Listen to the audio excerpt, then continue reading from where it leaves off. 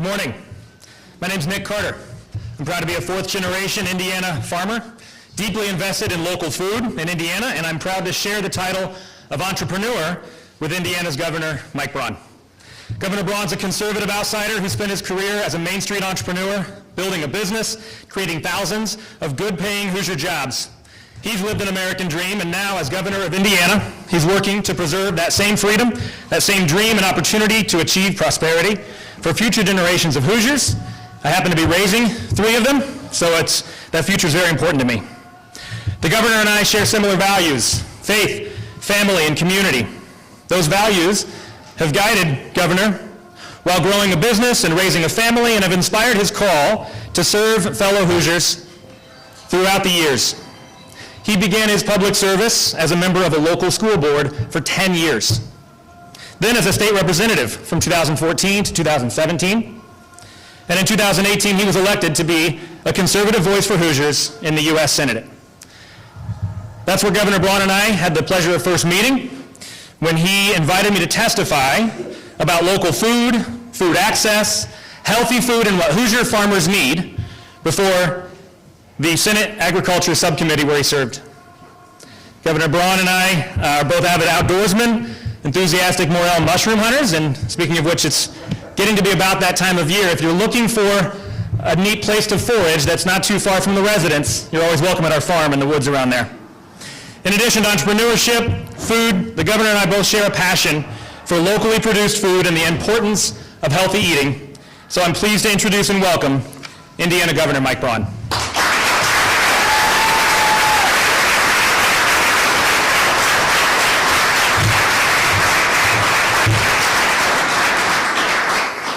Thank you, Nick. What a pleasure to be here talking about a subject that I've spoken about for years. It goes back to running that hardscrabble business that finally got to the point where I knew I could scale it, and then had to deal with an annual issue of how lucky I was that my costs were only going up 5 to 10%.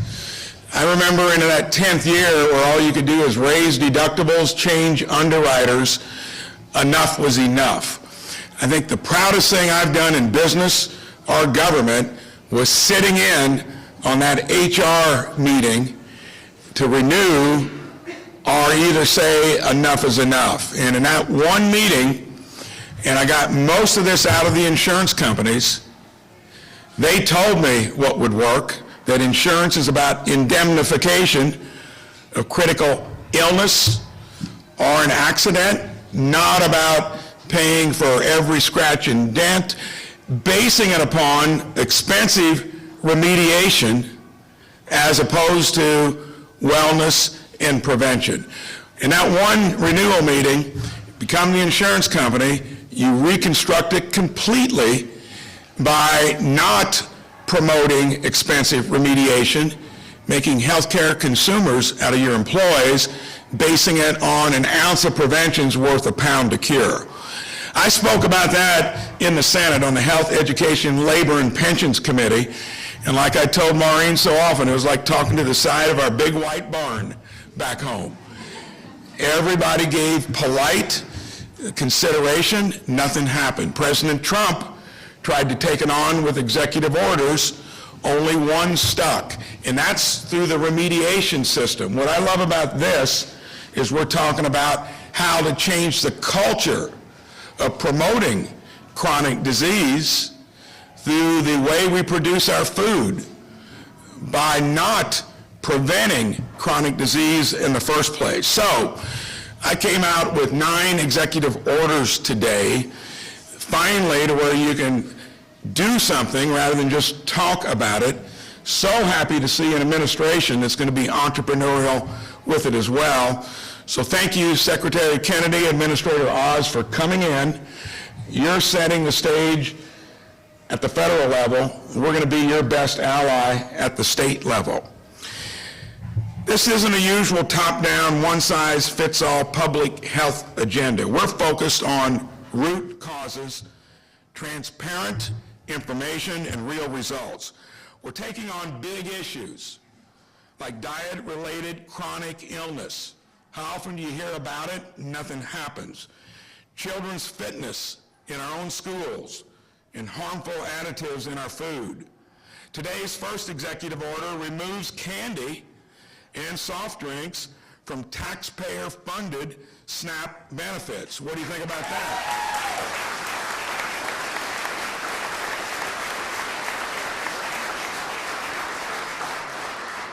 More SNAP money is spent on sugar drinks and candy than on fruits and vegetables. That changes today.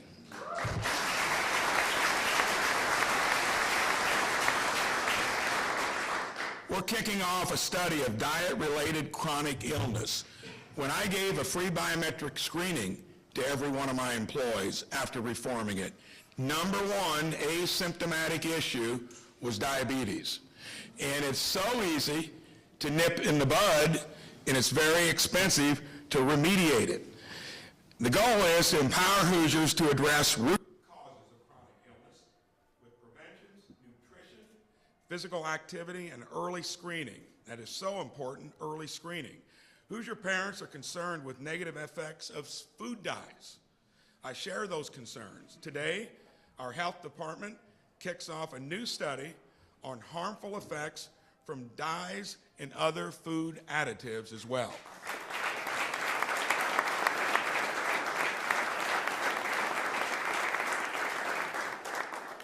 I want to give every Hoosier kid any advantage possible to reach their full potential and lead a long and healthy life. Today we're starting the Governor's Fitness Test and School Fitness Month to encourage exercise and physical activity in school and for our youth as well.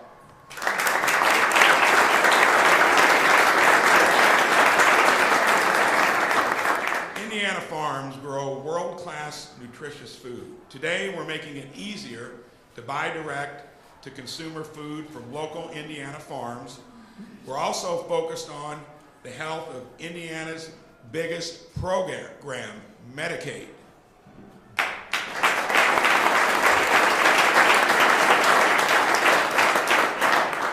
Study found 28% of Indiana's Medicaid spending, our largest budget line item, was improper spending, mostly due to eligibility errors. Today we're taking action to make sure everyone on Medicaid is eligible for it in the first place.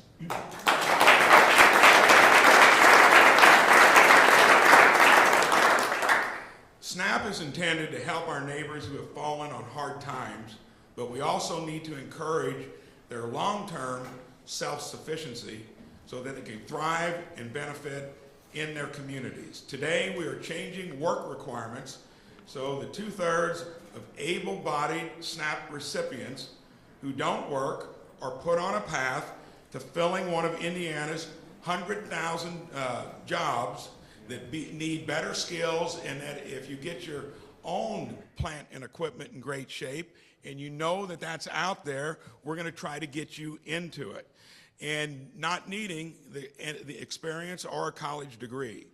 Today's 9 executive orders reflect a new approach to health policy in the state of Indiana, focused on empowering everyone to live a healthier, happier, longer life, and today is where we begin.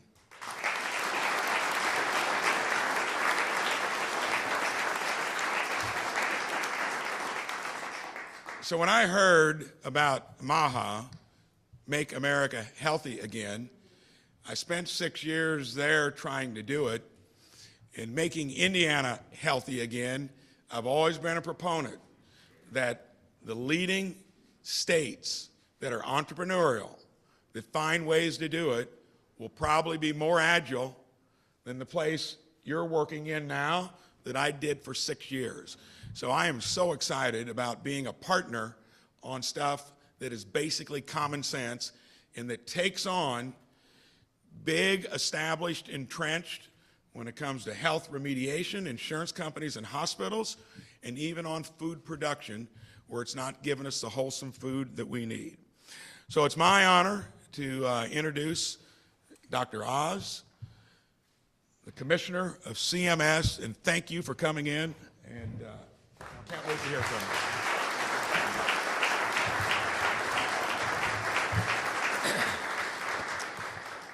This is a monumental day, not just in Indiana, but for this great nation, because 9 executive orders addressing MAHA initiatives, I think breaks the record. Secretary Kennedy, is that right?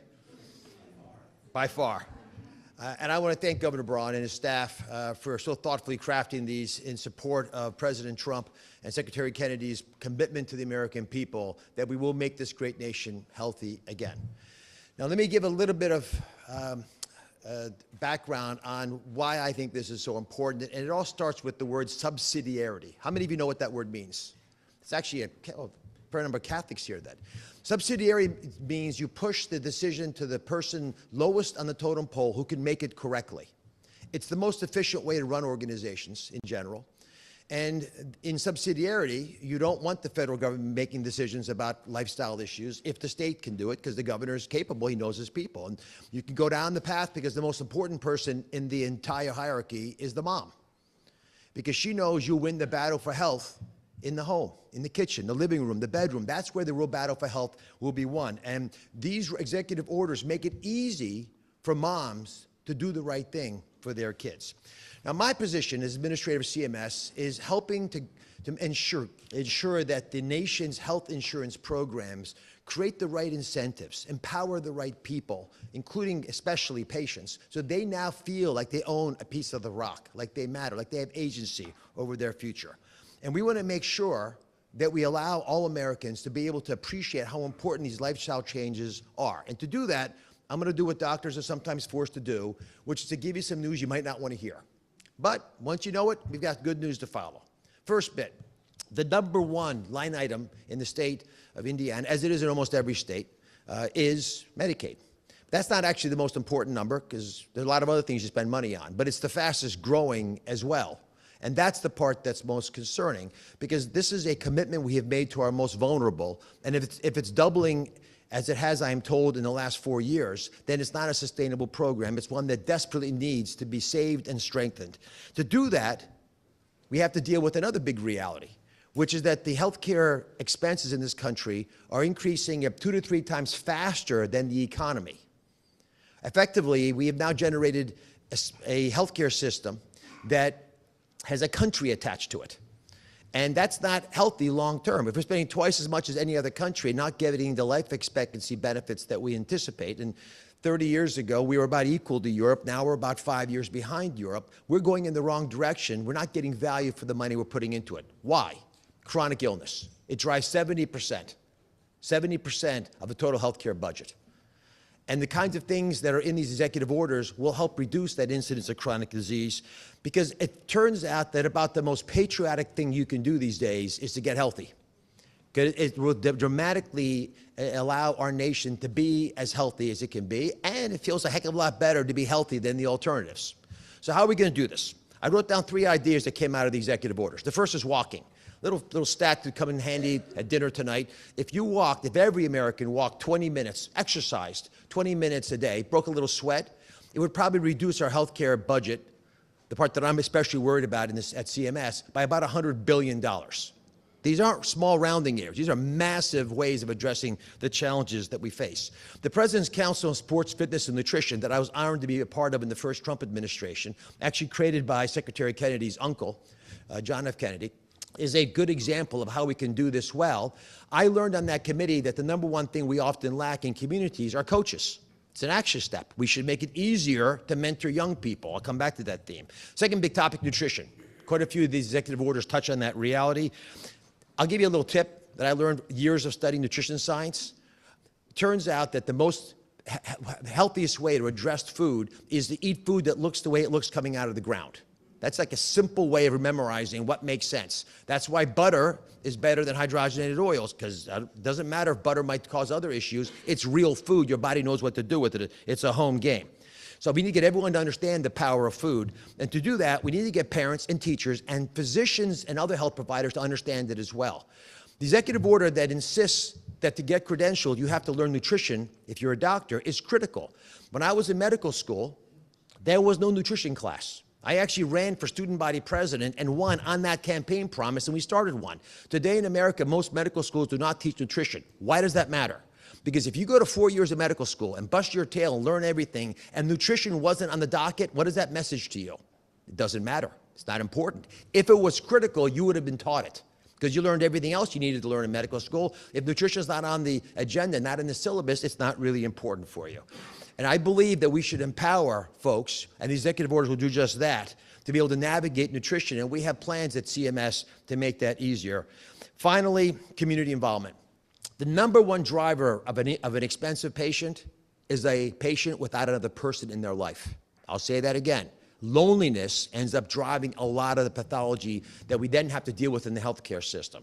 The way you deal with that is by having community groups that work together well. One of the executive orders encourages schools to get young people to become educated about health, but I'll tell you from personal experience, they also become activists in a good way when they're healthy. We started a foundation with my wife 20 years ago and have done very well across the country, touching the lives of millions of young people doing just this.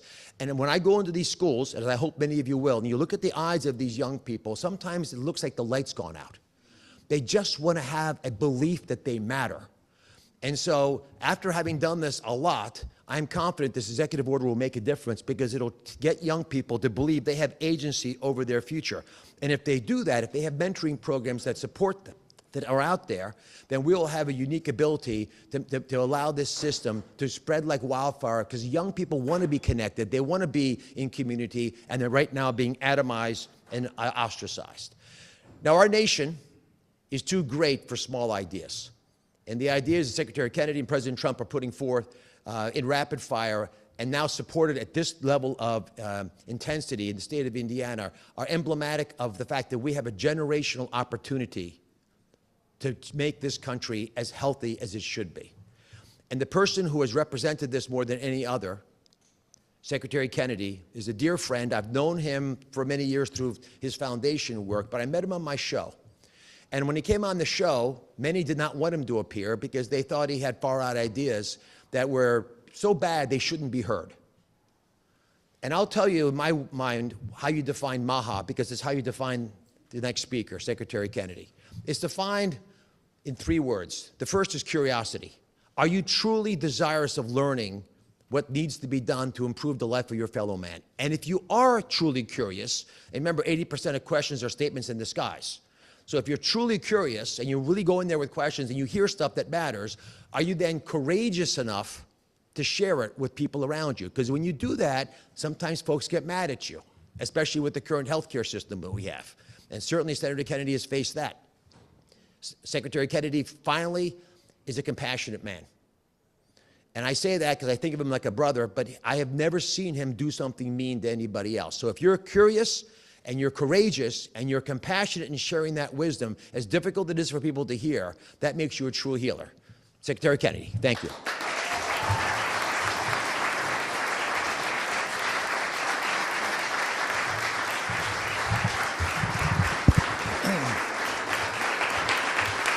Thank you, everybody. Thank you, everybody. I'm really happy to be here today. Very, very grateful to Governor Braun and to Mehmet. But I've been to a bunch of states to announce MAHA initiatives over the past 3 or 4 weeks, and it's always been one at a time. And this one really broke the bank. 9 executive orders, all designed to improve our farms, our fitness, our food, our education, our health. And you know, I had the pleasure to meet with many of the legislatures in the state just now and with Governor Braun. And I was so impressed by the high caliber of the people there, the level of intelligence, the level of thoughtfulness, the commitment and the idealism in that room. And I have just nothing but optimism for the state of Indiana because of that leadership. We're in a crisis today. We're about to announce new autism numbers. They've again gone up dramatically just in 2 years. We have in some states as low as, well, 1 out of 20 boys having autism, one out of 31 kids. And when I was in my generation today, the rate of autism is 1 in 10,000. And this is just one disease. This whole generation of kids is damaged by chronic disease. I was talking to the governor that I walk through an airport and I see these young people who once again have hope because of what's happening in this administration. But you can see the chronic inflammation, you can see the mitochondrial challenges that they're facing. And this is not, as the governor mentioned, diabetes is a treatable disease. Virtually 100% of people who are pre-diabetic can get rid of that diagnosis through changes in their diets. And so it's treatable, and if 50% of our adults, when I was a kid, the typical pediatrician would see 1 case of diabetes during his lifetime, during a 40 or 50-year career, juvenile diabetes. Today, 1 out of every 3 kids who walks through his office door is diabetic or pre-diabetic. We just got new numbers from NIH that said 38% of teens are pre-diabetic. We have 100 million people in this country who are pre-diabetic. This is unknown in human history. And, obesity crisis, when my uncle was president, 3% of Americans were obese. Today, it's around 70% are obese or overweight. In Japan, when my uncle was president, 3% of kids were obese. Today in Japan, 3% of kids are obese. So it's a choice. And it's almost certainly because Japan has a very, very aggressive school lunch program. And make sure the kids get wholesome foods. And when you raise these children, as Mehmet said, when you raise them, they become advocates for good food. They become energized themselves, and they develop lifelong habits. Their taste buds are altered so that they have a yearning and a hunger for good food and a repulsion towards food that is making us sick. Today, we're the 4th most obese country in the world, and we have something that is unique in human history. We have people who are obese who are at the same time malnourished, because the food that we're eating is not nutrient dense anymore. And I was involved, in tobacco litigation back in the 1980s, in the late 80s, and the tobacco companies at that point were the most cash-rich companies on earth. And they saw the writing on the wall. They saw the regulatory headwinds, and their consumers were walking away from their product, and they decided to diversify. So they started buying up the food companies. By the mid-1990s, the 2 biggest food companies in the world were R.J. Reynolds and Philip Morris. And they transferred thousands of scientists that were engaged in making tobacco more addictive to do the same thing with food. And they developed in the lab all of these chemicals that are unknown in nature, that make food more attractive. But it's not food, it's food-like substances. So they'll put a strawberry flavor in the food, but there's no nutrients that you'd find in a strawberry.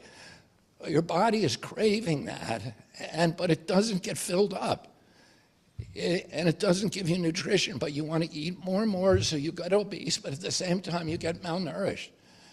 And they put addictive substances like sugar and sodium and others, monosodium glutamate in our foods, that make you so that you don't get satiated and that you constantly want to have more. They realized at some point through all these, that they could hijack the human brain in all these nefarious ways. But one of them is that they realized that one of the ways that your brain tells your stomach that it's full is how many times you chew. Oh, they began adding food softeners to our food so that your brain would be under the illusion that you weren't full. You can inhale 20 Twinkies and still want more because you're not chewing them. And so they figured out all these things, and they changed our food system in this country, so it is poison to us. and it is poisoning the American people. My uncle, as Governor Braun said, launched the Presidential Council on Physical Fitness back in 1961, and because he saw the healthcare costs increasing, but he also saw, more importantly, that our country, Americans, when I was growing up, were regarded as the toughest people in the world. And he associated that beef jerky toughness that was associated with the American people in the minds of the rest of the world with the success of our nation.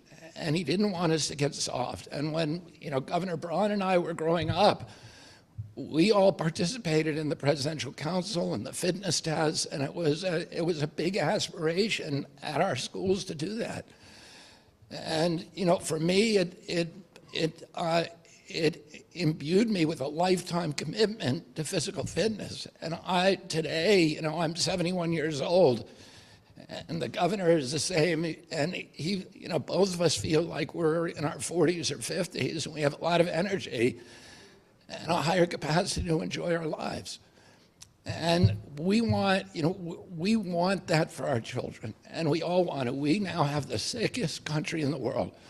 We spend 2 to 3 times for health care what other countries spend, and we are the sickest nation. We had, during COVID, the highest death rate of any country in the world. We had 16% of the COVID deaths in this country, and we only have 4.2% of the world's population. And that's because we have these comorbidities, this chronic disease that the CDC said the average American who died from COVID had 3.8 chronic diseases. Healthy people were not dying. It was sick people who were dying. They were already sick. And so if we want to protect our country against infectious diseases, we need to start by making people healthy again. And President Trump, who I'm very, very grateful for, because he's given me this opportunity and given Dr. Oz this opportunity. He often says that he wants to make America strong again. But we can't be a strong nation if we're not a strong people. He says that he wants to restore the American dream, but a healthy person has 1,000 dreams, and a sick person only has one. And today, 60% of the people in this country have only one dream. It is threatening our national security. 74% of our kids cannot qualify for military service. And it's destroying our economy and our national vigor. We're spending when my uncle was president, we spent 0 on chronic disease, 0 in this country. They were spending about $1.3 trillion a year. And we can't afford it. And we have to figure out new ways to make America, to allow Americans to take responsibility and agency for their own health. But we also need to, we need to change our food system in this country so that we start giving our kids foods that are going to actually make them healthy and imbue them with vigor and ambition and a dream. Oh, I want to thank again Governor Braun. I also want to take this moment to encourage governors all over the country to follow the lead of Indiana and to file with Brooke Rollins, who's my partner in this, in MAHA, head of USDA. She is right now at this very moment in Arkansas with Governor Sarah Huckabee announcing the application for SNAP waivers for sodas in that state. This is the first state that has added candy to the SNAP waivers. I'm very, very proud of you, Governor, for doing that.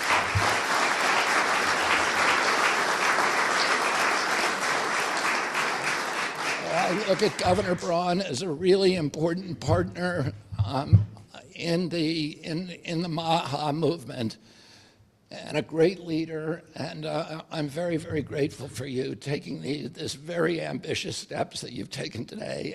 And not only that, I'll say this, there's a couple of states that I've been to where we've announced SNAP waivers, but we haven't seen the SNAP waiver application yet, and the Governor Braun's SNAP waiver already went to USDA today, so thank you very, very much. Thank you all very much.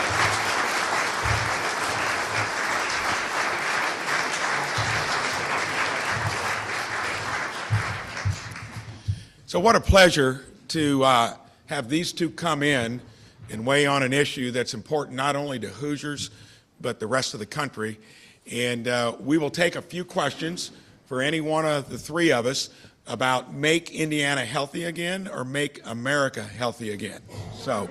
How do your executive orders address Indiana's maternal mortality rates? And if so, how do those executive orders address that specific issue? So that's a shameful statistic for us. When we've got the highest healthcare costs of any state in the country, and we sport the worst statistics on infant and maternal mortality rates. So when we're doing that, it's systemic. So every one of these executive orders is about changing the underlying issues that we've all got control over. So each one of them will play into that. And when it comes to something that we hold dear like that, that is one of the metrics. If we get it right, we'll see those statistics go the other way.